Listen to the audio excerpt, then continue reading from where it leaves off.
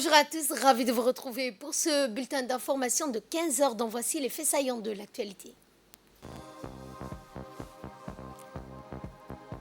Une convention donc a été signée ce matin afin de révolutionner les transactions bancaires.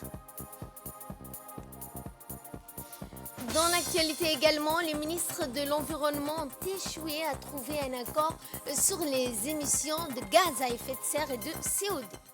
C'était les titres place au développement et nous entamons ce journal par cette signature de convention entre D-Money et Sabah African Bank.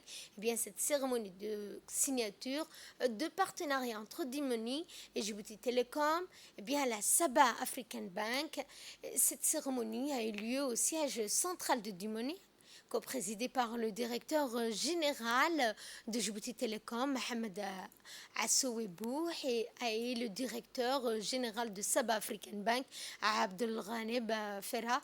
Eh bien, la rencontre a également été honorée par la présence effective des hauts responsables des deux parties, de notamment Mme Hibo Mahmoud, directrice générale de D-Money. Il s'agit bien d'un contrat de l'interconnexion bancaire entre D-Money et Sabah African Bank qui, selon les responsables des deux institutions, permettra à ces deux institutions de renforcer à travers la disponibilisation et la multiplication des transactions électroniques afin d'offrir à leurs clients un panel de produits financiers depuis leur téléphone portable. Eh bien, ces derniers n'auront plus besoin de se déplacer au guichet.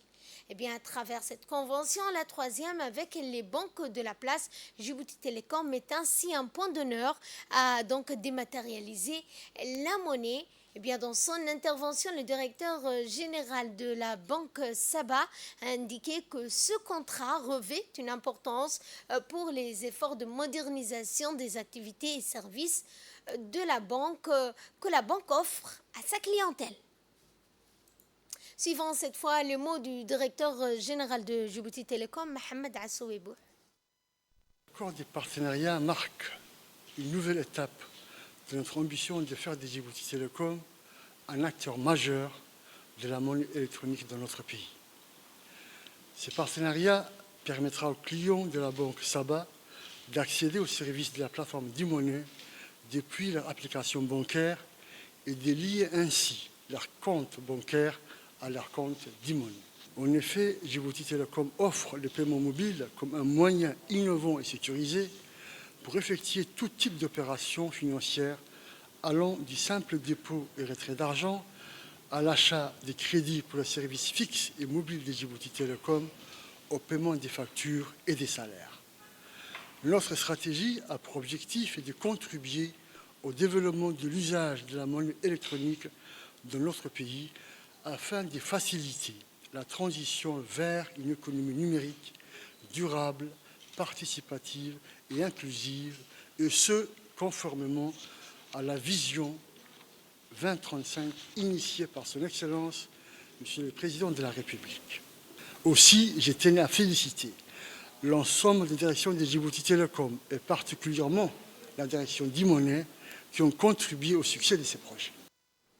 Et dans le reste de l'actualité, une importante délégation conduite par le président de l'autorité des ports et des zones franches, Aboubakar Omar Hadi, a donc entrepris un voyage d'affaires à Kampala, en Ouganda. Durant son séjour, M. Hadi ainsi que les autres membres de la délégation ont rencontré le général Edouard Katumba, actuel ministre des Travaux publics et des Transports de la République de l'Ouganda. Eh bien, les échanges ont porté sur le développement du corridor Djibouti-Addis-Juba-Kampala, un projet conjointement appuyé par les 4 pays en 2019. En 2019, eh bien, durant la réunion, la délégation djiboutienne a présenté le vaste potentiel du mode de transport mer-air ainsi que l'intérêt des zones franches de Djibouti donc en prépositionnant stratégiquement les marchandises pour une meilleure optimisation du coût de temps de livraison.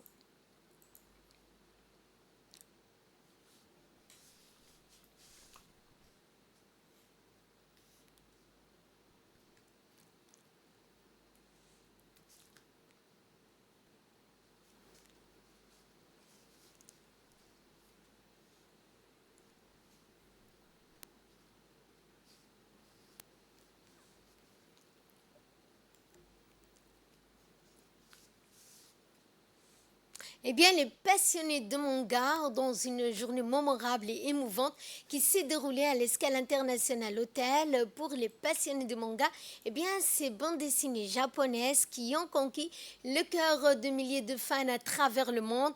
La troisième édition de la convention Japanime de Djibouti a été un véritable succès attirant des centaines de jeunes filles, garçons de tout âge, tous unis pour leur amour pour cet art fantastique.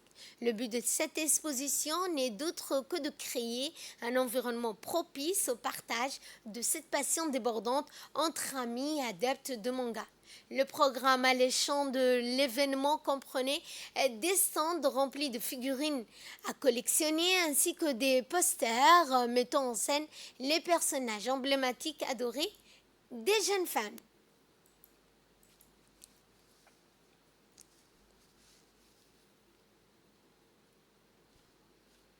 Et le président de Japanim de Djibouti, Omar Ahmed, a saisi bien cette occasion pour remercier les partenaires qui ont répondu présents à cette journée.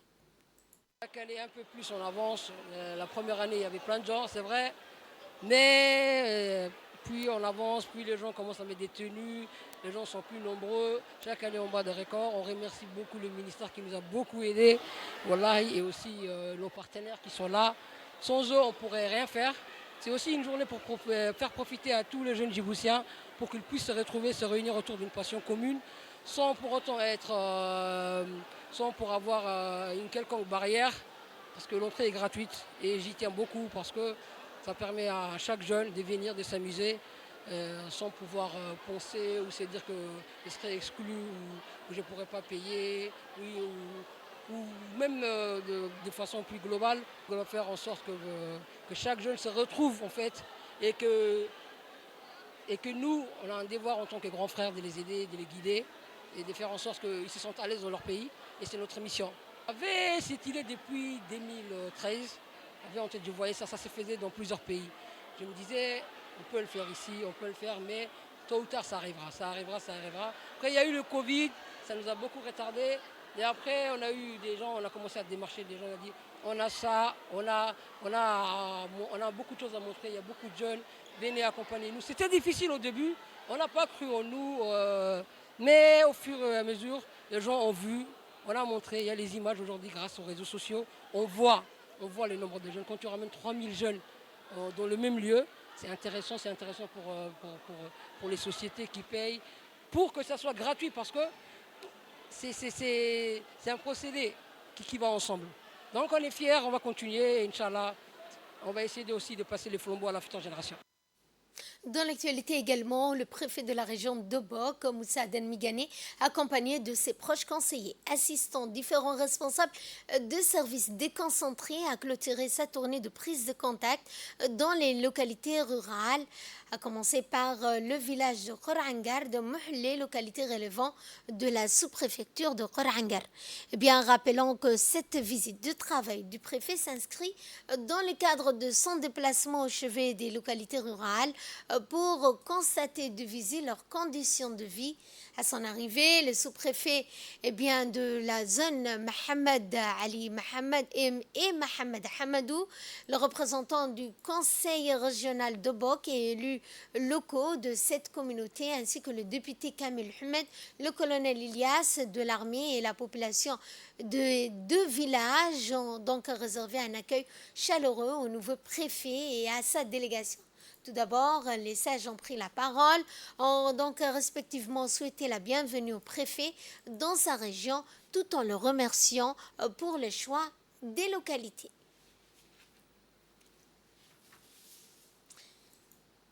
La cérémonie d'ouverture des 9e Jeux de la francophonie a eu lieu le 28 de ce mois à partir de 18h hors local à Kinshasa. Ont pris part à la grande parade du défilé une forte délégation djiboutienne composée d'athlètes, d'artistes. C'est sous les acclamations de 80 000 spectateurs que la cérémonie d'ouverture a commencé par le défilé des athlètes et des artistes issus des États, des gouvernements qui composent l'Organisation internationale de la francophonie. Après les défilés, les prises de parole, des concerts, des spectacles artistiques qui étaient au programme de cette grande cérémonie.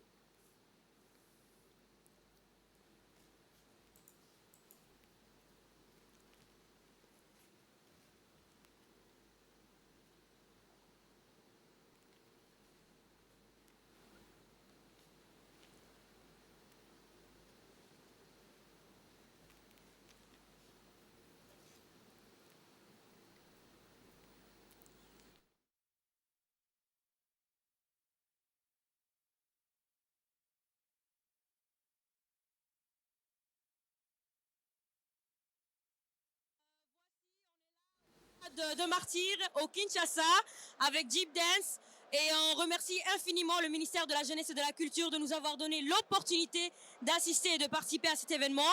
Vraiment, c'est un grandiose. On est vraiment heureux de pouvoir être ici avec tous ces pays. Et voilà, merci beaucoup et souhaitez-nous bonne chance pour la suite. Merci. Là, c'est Jeep Dance.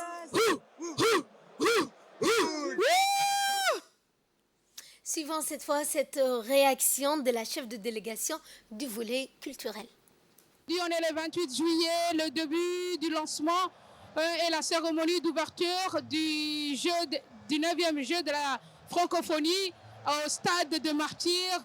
Elle a une forte délégation djiboutienne à participer à ce défilé concernant les jeunes de Jeep Dance, les jeunes qui vont participer aussi au concours littéraire, mais aussi, sans oublier, les jeunes qui vont participer à la création numérique.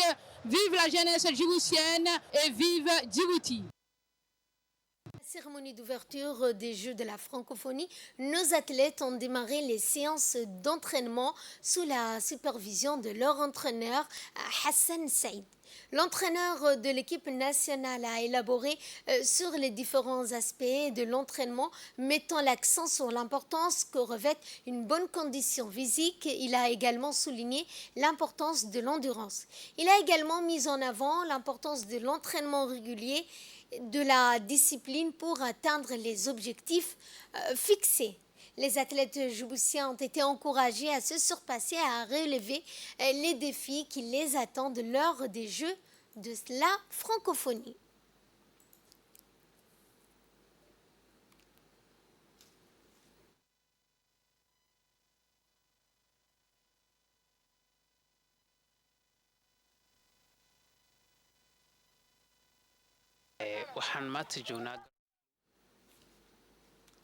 Suivant cette fois la réaction de l'entraîneur de l'équipe d'athlétisme.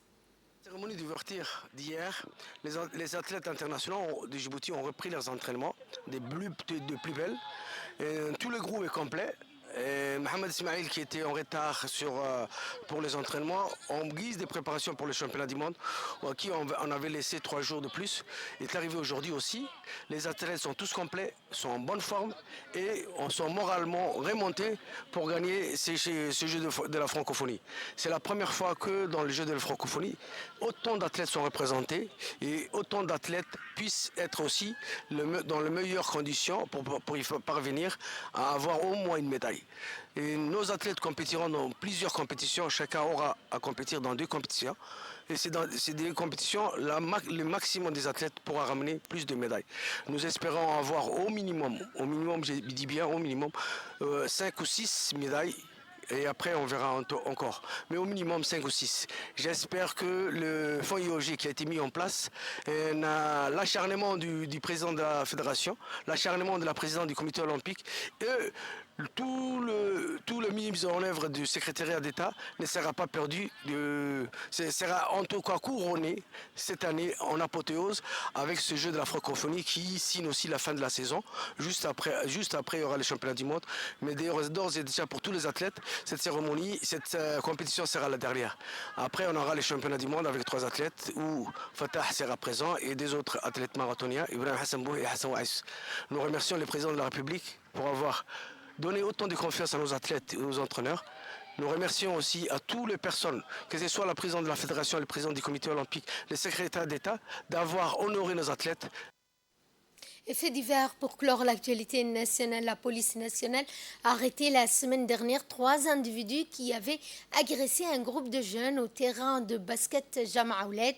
Après une tentative d'extorsion, l'un des mis en cause a poignardé un jeune d'un coup de couteau à la poitrine. Et bien, la victime est décédée des suites de ses blessures. Pour plus de précisions sur cette affaire, écoutons les propos du commandant Harbi Hussein Bouh, chef de service de la brigade criminelle. Dans la nuit du 23 au 24 juillet 2023, vers 2h30 du matin, 4 délinquants en état de d'ébriété se sont rendus au terrain de basket Jama Ouled, situé au plateau du Serpent. Ils ont trouvé un groupe de jeunes, dont 3 femmes, présents sur le lieu. Les malfrats ont décidé de les extorquer, mais le groupe s'est opposé à eux, entraînant une bagarre. Au cours de celle-ci, l'un des malfaiteurs a porté un coup de couteau mortel à l'un des 10 jeunes qui est décédé sur le coup. Les 2 amis de la victime ont également été agressés. L'auteur du crime ainsi que ses complices ont pris la fuite. Dès qu'il a été informé du meurtre, le directeur général de la police nationale par intérim, colonel Omar Hussein Hassan, a immédiatement alerté toutes les unités de la police. Les officiers de police judiciaire de la brigade criminelle ont alors entrepris d'actives recherches, ce qui a abouti à l'arrestation du premier suspect au quartier 1 le mercredi dernier. Par la suite, 2 autres individus ont été interpellés dans le secteur de la cité Ouadajir 2 par une équipe conjointe composée de la brigade des stupéfiants et de la brigade criminelle. Parmi ces 2 individus, l'un est l'auteur du crime. Après avoir été interrogé, le mis en cause a avoué son crime et a indiqué l'endroit où se trouve l'arme du crime qui a été récupérée par les OPJ. En plus, 2 téléphones portables chez un vendeur. Ces téléphones, il les avait extorqués quelques heures avant le fait à un couple se trouvant à la plage, plus précisément à l'ancienne pêcherie. Ces malfaiteurs étaient déjà connus au fichier pénal de la police technique et scientifique pour diverses infractions à la loi pénale. Ils avaient déjà été incarcérés à la prison civile de Gabon. À l'issue de la procédure diligentée à leur encontre, ils seront déférés au parquet pour homicide en bande organisée, violence volontaire et extorsion de biens. Quant au 4e individu ou complice, il fait l'objet d'actives recherches et sera présenté au parquet dès son arrestation. Et de là, nous passons à ce qui domine l'actualité internationale au G20. Les ministres de l'Environnement échouent à trouver un accord sur les émissions de CO2. Alors que les températures s'emballent et que les incendies se multiplient, les G20 tergiversent. Les ministres de l'Environnement ne se sont pas donc parvenus donc à s'entendre sur une baisse de gaz à émissions de gaz à effet de serre. Les ministres du G20, dont les membres représentent à eux seuls 80% à la fois du produit intérieur mondial brut et des émissions de CO2 sur toute la planète. C'est ainsi que ce journal touche à sa fin. Merci à vous de l'avoir suivi. Excellent après-midi à toutes et à tous.